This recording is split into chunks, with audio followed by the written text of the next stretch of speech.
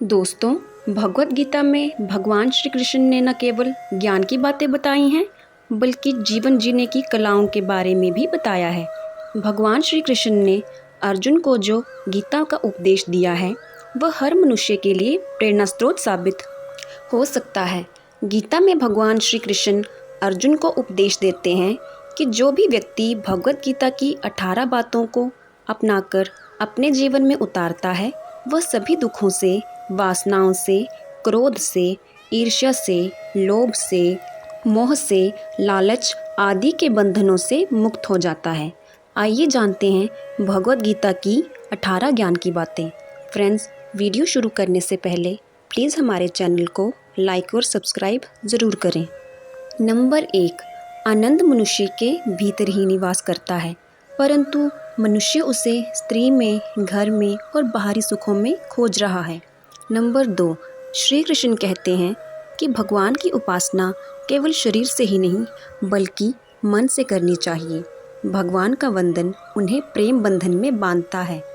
Number 3, मनुष्य की वासना ही उसके पुनर्जन्म का कारण होती है।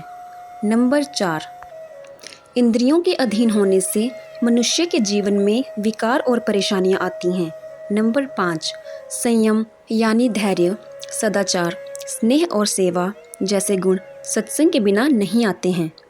नंबर 6, श्री कृष्ण कहते हैं कि मनुष्य को वस्त्र बदलने की आवश्यकता नहीं है, आवश्यकता हृदय परिवर्तन की है। नंबर 7, जवानी में जिसने ज़्यादा पाप किए हैं उसे बुढ़ापे में नींद नहीं आती।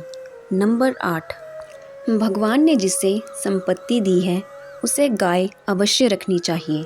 नंबर 9, जुआ, मदिरापान, परिस्त्रीगमन, हिंसा, असत्य, मद, आसक्ति और निर्दयता इन सब में कलयुग का वास है।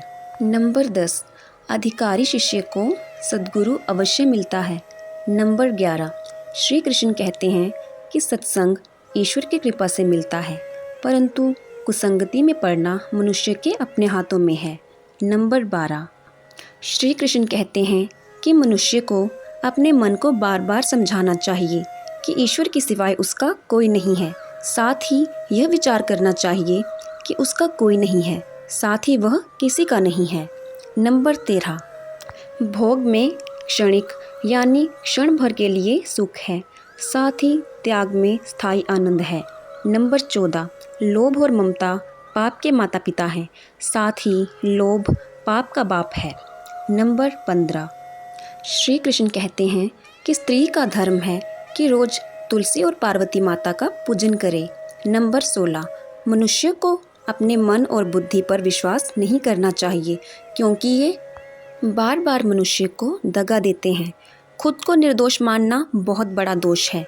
नंबर 17, यदि पति पत्नी पवित्र जीवन बिताएं तो भगवान पुत्र के रूप में उनके घर आने की इच्छा रखते हैं।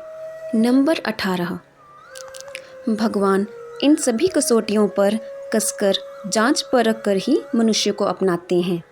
धन्यवाद। दोस्तों, अगर आपको ये वीडियो अच्छी लगी हो तो प्लीज़ हमारे चैनल को लाइक, शेयर और सब्सक्राइब ज़रूर करें।